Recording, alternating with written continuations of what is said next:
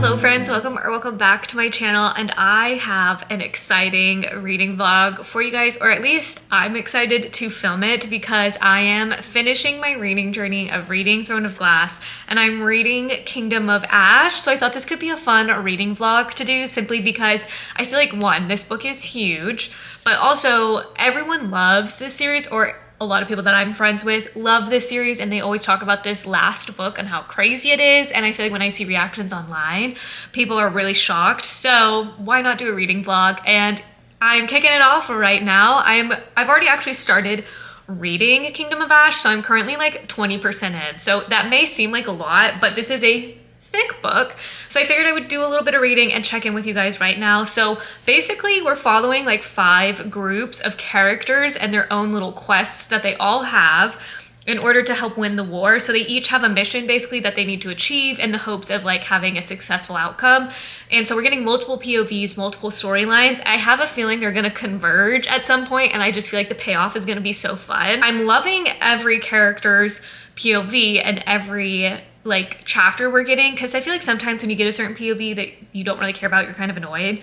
But I am thoroughly enjoying everyone's moment. I am equally invested in all of the groups, but I'm terrified. Like, I've already shed a few tears, mostly around Aylin's storyline. I'm trying not to give too much away. I know this book has been out for a really long time, but I have gone without spoilers this entire time, so I'm trying not to give too many details. But yeah, Aylin's section was really sad. There were some tears being shed, and I was just like, oh my god, this is already hitting me really hard right now. So very much scared at what is to come. Yeah, I'm just really excited to see how all of this plays out. Anyways, this is my reading vlog for Kingdom of Ash. I'm scared, besties, but I wanted to take you guys along and document my reactions and just share my thoughts. I am trauma bonded to Fenris. Anytime he pops up in this book, does anything, tears start coming out of my eyes. I feel so sad for this character. I'm trauma bonded with him, and that's all that I had to report. And I can't believe I'm only 37% in and I've already shed a few tears.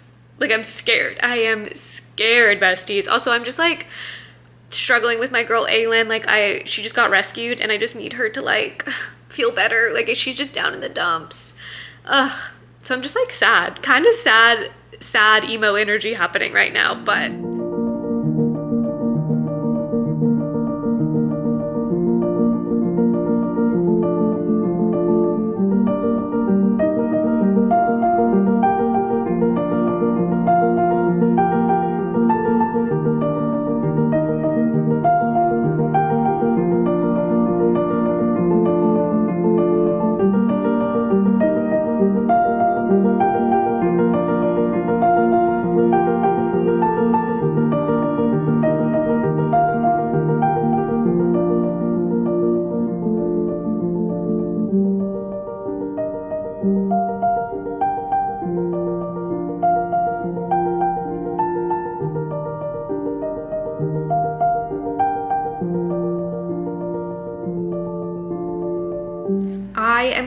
I'm almost at the halfway point. I'm like 47% into this book, and I feel like a lot has happened, but also I guess maybe not what I was expecting. I think I was maybe expecting more fighting scenes, like battle scenes, which I feel like we're about to get some, but there hasn't been that many. Granted, we've been with like a bunch of characters and their POVs and they're all spread out, so I know like we're all coming together at some point, and I guess I'm just anticipating that.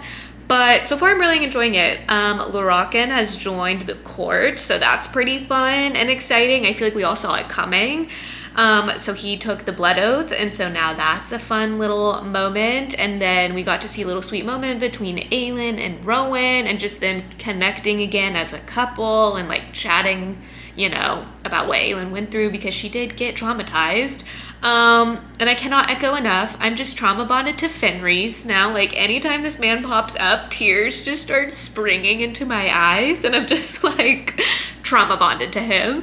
So love him, love that he's safe in this court, but like scared for him. What else? Oh, Aylin has finally met up with Kale. So Aylin, Rowan, and them, their little pod has finally met with Kale's pod, because they're trying to protect Kale's homeland, Anil. I don't know how to say his homeland name, but they're trying to protect this and defend this because Marath is on them. They are attacking. So she's going to help defend this little kingdom, and they're gonna, you know, have a moment. So anyways, that has happened. Lyssandra's situation back home is a little bit sad and depressing. Like every time those chapters pop up, I just get really sad. Like it is so down bad and like hopeless feeling over there. So I need Aelin to like rush over there so that she can inspire some hope. What else has happened? I feel like we are just getting so many nuggets from every POV and every group where I like want to keep exploring more, especially like Dorian and the 13. Their storyline I think is really interesting, and just Dorian's magic and how he might be able to like shape shift and become a shifter is pretty incredible. So like that whole storyline, and then also just Manon trying to meet with the other witches and like get them to rally behind them. I don't know. I love that storyline. I like that Aelin and Chaol and them are now like converging, because I'm not gonna lie, Chaol's group POVs, I just did not care. I didn't care about it in his own book. So I'm happy that Aelin's finally there now to like spice things up and make it more interesting. I'm afraid someone's randomly gonna die. That's like, I'm just on edge after the whole torturing stuff where I'm just like, I'm on edge. We find out that, or we don't really find out, I feel like it's been alluded throughout the series that Aelin is also Mab's heir apparent, so she's like queen of the fairies basically, and like the little folk. I feel like you get nuggets of that throughout the series because the little folk are always mentioned. But I've also wondered like, how is that power source going to play? Because I felt like in one of the past books, like when she was training with Rowan to control her power, that she was able to like summon water, like a teardrop of water or something, or like lift it up out of the pond. I don't know, I just remember water, and I'm just like, are we not going to explore that? Is she only fire? Like, is that it? I don't know. So I'm curious on how that's going to play out. But we did find out that tidbit of little information. Also, again, I think Sarah J Maas plotted this beautifully. Like, I feel like everything is just coming together in the most beautiful ways, and it doesn't feel forced, and I am eating it up. So it's crazy that I'm like 440 pages in. That's absurd, and there's still so much to go. So I'm scared. I'm just scared. I think that's my overall feeling, scared of this book, but I'm enjoying it and I'm trying to savor it because I just know this is probably gonna put me in a book hangover once I finish. Like,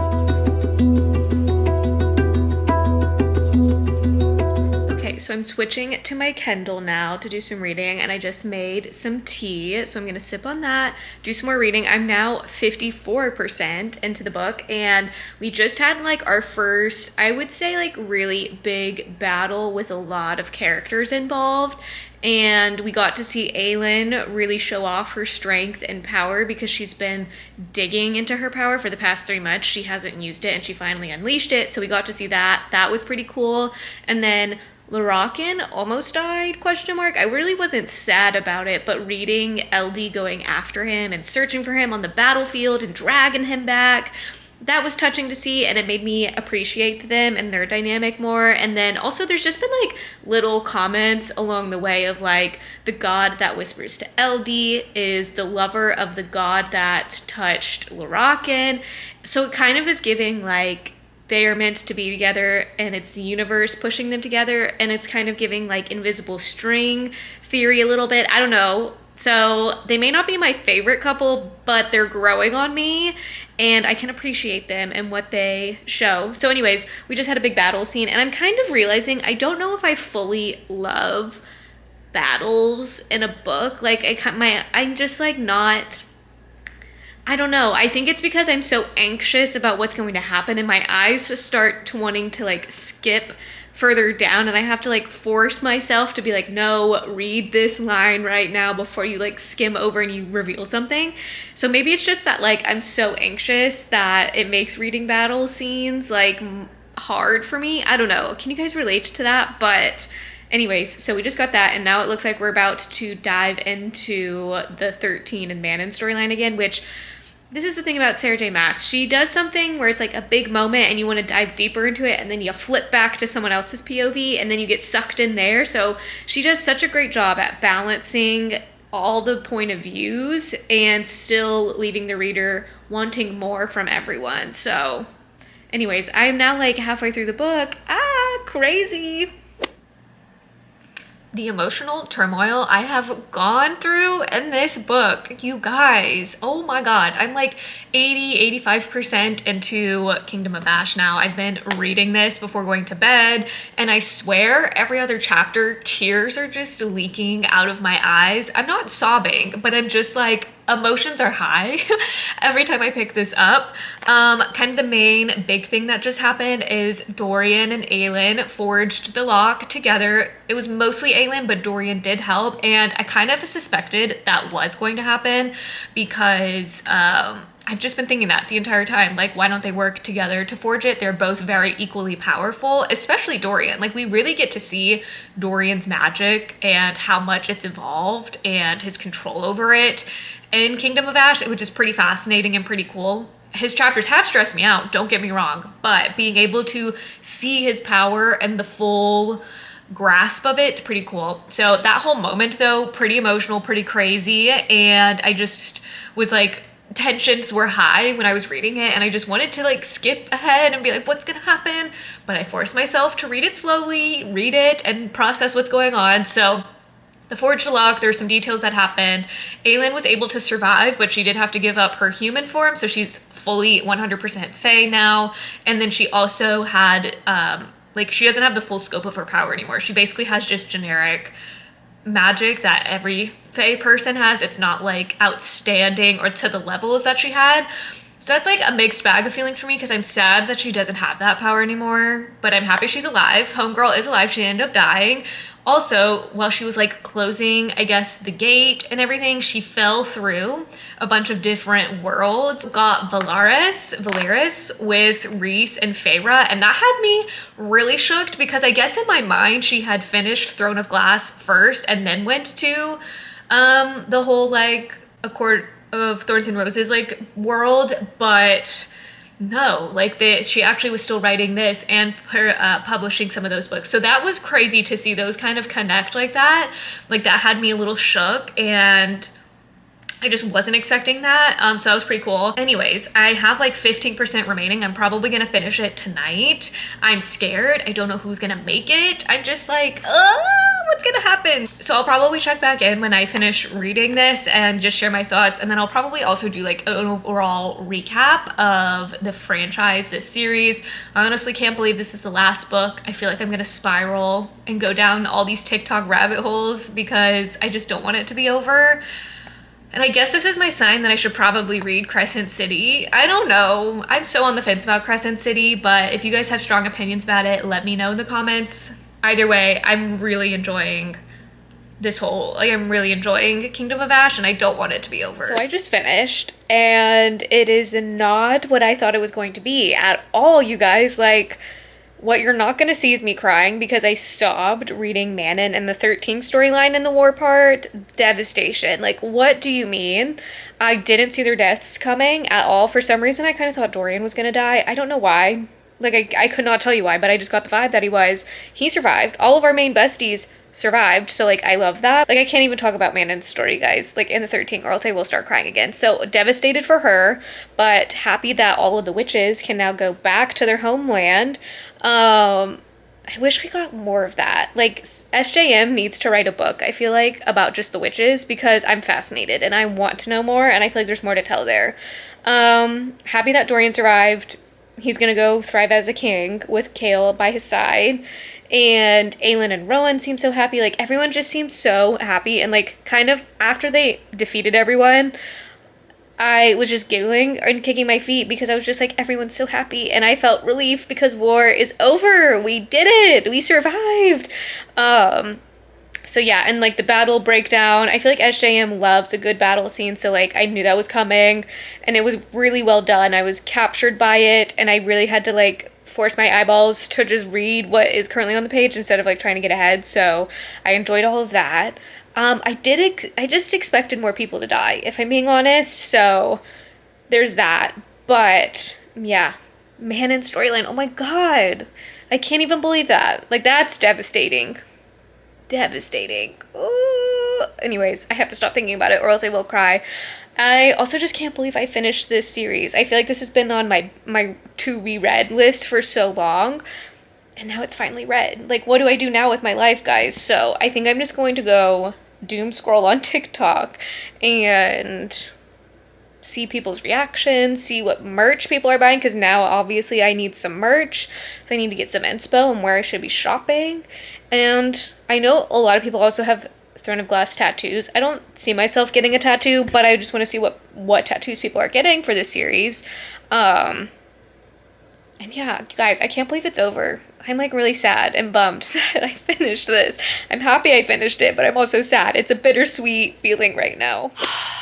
Deep breaths, deep breaths. I'm going to wrap up this video and share my thoughts on Kingdom of Ash and then my overall thoughts on the series. I feel really bittersweet right now because I can't believe I finally finished Throne of Glass. I finished reading Kingdom of Ash. This book really wasn't what I expected it to be, but transparently, I don't even think I knew what to expect going into this. I was more so anticipating a death between one of the main characters out of our ensemble cast, and really it was only Manon, or is her name Manon?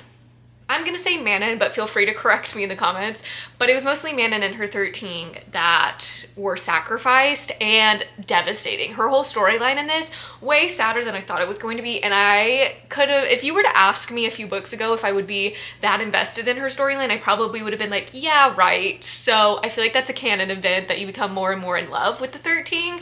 And just reading that was truly devastating. And then I fully anticipated either Aelin or Dorian, more so Dorian, to die in this series, but luckily everyone survived. And reading like the last few chapters where the big battle happened and everyone was just finally at peace, and like you could just feel the relief rolling off of everyone that they survived, and it was just very wholesome and heartwarming and just happy to see finally peace amongst everyone. Yes, there's definitely some damage, some emotional trauma, everything that you can think of that they'll have to work through, but the big battle is over and they did it when everyone kind of was doubting them at one point. So I thought this was a perfect way to end this series. I do think there's still some unanswered questions. The first thing that I thought of when I finished reading this was, why didn't Aelin and Nox have a little reunion? Like, we get Nox in the first chunk of this book and then it kind of just disappears. And I've looked online and a lot of people have the same thoughts. And I think, now don't quote me on this, I saw it online in a comment thread, but basically SJM kind of forgot about Nox in the second half of the book, and once she realized it was kind of too late. So in my head, once everything's kind of settled, Nox reappears and they have their little moment. But that was like the first thing I was like, wait, what happened to Nox and why didn't they have a little reunion moment? And then, ooh, there's something else that I was thinking about, but for the most part, I'm just envisioning everyone living happily ever after. They're starting families, they're relaxed, they can feel peace again, and maybe Aelin develops her magic a bit better. Obviously not to the levels of what it used to be, but she strengthens him over time. I'm giving this a 5 stars. And I thought all the moments leading up to this, I think really paid off to make this an emotional book. And I'm happy. I'm read it. It's a bittersweet feeling, but now I guess we should talk about the rest of this series. Oh my gosh, let me try and pick them up. The rest of Throne of Glass. So my favorite books in the series would definitely have to be Queen of Shadows and Empire of Storms. These books are just so jam-packed and had me captured and enthralled the entire time. There was never a dull moment, and I also feel like we got to see Aelin kind of scheming in these books in real time, and just the turning of the tide of people coming, I thought was goosebumps worthy in Empire of Storms. So that was just a sweet, sweet payoff. And then in this one, it's so action-packed. We get to see like kind of a little bit of Aelin's past kind of trickling through, and like some closing of doors and chapters, and just so impactful. So both of these I very much love in this series, and they're my favorites. Least favorite books in this series would have to be Crown of Midnight. I get it, this book was kind of setting up for a lot in the rest of the series, but I found the pacing of this to be very boring. I just distinctly remember like being halfway through and quite literally feeling like nothing had happened yet. Again, I know this was like kind of a stepping stone into this world, but it's just not my favorite, but I can respect it, okay? Like, I get it, we're diving deeper into the world. It just was a bit boring pacing wise. And then I feel like this might be a popular opinion or it might be a hot take, I don't know, you guys tell me, but Tower of Dawn. Doing the tandem read, I think helped Tower of Dawn a lot, because if I had to read this as a standalone, I think I'd be a little bit like, so I think the tandem read helped it out. And I will say the last like 25% of the book is amazing, mostly because it's action-packed, but we're also getting a lot of lore unlocked where like kind of the puzzle is starting to fit together a bit more, and it kind of has a more suspenseful, like, we need to get there now to everyone else to share this information. So while I didn't necessarily love all of it, it was, I think, very helpful to building what happens in Kingdom of Ash. So like, I can respect it. It's just, I guess I just don't really love Kael and Nesserin, so like seeing them in their own story, whatever. But I will say it's kind of refreshing in a series to like kind of have a book that isn't really following like Aelin and Rowan and like that journey. We get to see some side characters go through their own journey. So I can understand how maybe this was like a nice palette refresher before the big battle in Kingdom of Ash, but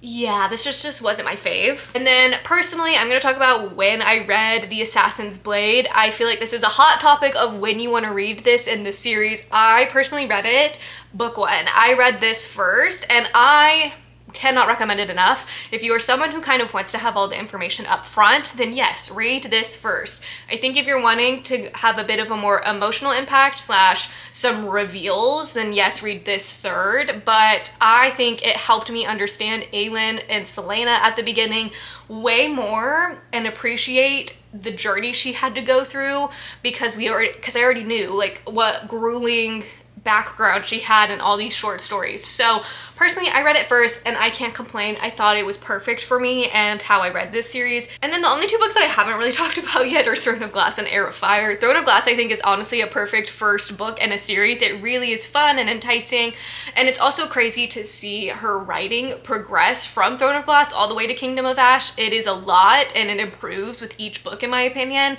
So also it is so fun to see characters mentioned in Throne of Glass throughout the rest of the series. Sarah did such a great job of plotting this, I think, and just having the connective tissue through each book, and the payoffs and the reveals and just the kindness Aelin showed being paid later on. Perfection. So I thought this was a perfect, honestly, first book in a series, because honestly, a lot of times the first book is just setting the scene and then you kind of move on. So I thought it was honestly a good book. And then the next book that I have is Heir of Fire, and this is when like the tide started to change. Obviously, I read Crown of Midnight and I was starting to question why people love this series so much, and then we get Heir of Fire and we get Manon's POV, and I quite literally was like, why are we getting this girl's POV? Like, I don't care. Little did Ray know, little did I know I would care eventually, but this was kind of the turning of the tide where things start to get a little more sinister, a little more dark, and you start delving into like bigger plot lines that again pay off later on in the book. So this was definitely a turning point. I wish this book was a bit more floppy. For some reason it's really stiff, so I'll just need to keep rereading it to make it worn. But I felt like this was definitely like a changing of the tide when reading this book, comparing it to the books before it. So those are my thoughts on Throne of Glass. I adore this series. I still can't believe I finally read it and that I'm done. Next, I guess I'm gonna have to read Crescent City. I've been so on the fence about reading Crescent City. I don't know when I'll get to it, but everyone's saying I should read it before the next Hackatar, so I guess sometime soon. I'll probably do a reading vlog series for that one maybe, because there's only 3 books, but they're really chunky. So if you've read them, let me know your thoughts. But that's gonna be it for my Kingdom of Ash, Throne of Glass reading vlog. I can't believe it, guys. I'm just so sad that it's over, and I'm probably now gonna go spiral on TikTok and watch a lot of videos and content. So if you have any recommendations, let me know in the comments below. But I hope you guys enjoyed it. That's gonna be it for today's video, and make sure to like, comment, and subscribe so you don't miss out, and I'll catch you in the next one. Bye, guys.